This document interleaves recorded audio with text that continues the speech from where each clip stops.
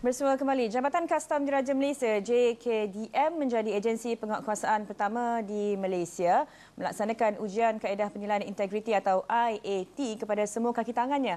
Ketua Pengarah Kastam Malaysia Dato' Seri Subramaniam Tulasi berkata pelaksanaan IAT diharap dapat elak berulangnya salah guna kuasa atau rasuah membabitkan pegawainya.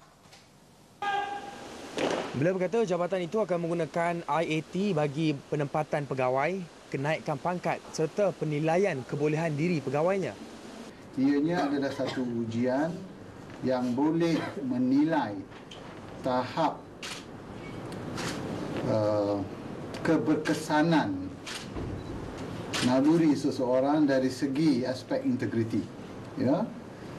Dan keputusan ujian ini akan digunakan bagi maksud penempatan khusus.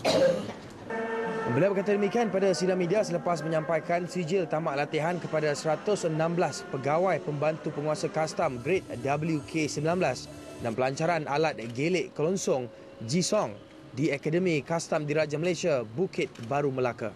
Suruhanjaya Pencegahan Rasuah Malaysia SPRM pada Khamis menahan 10 individu, seorang pegawai kanan JKDM yang dipercayai melindungi kegiatan bauksit secara haram di Pahang.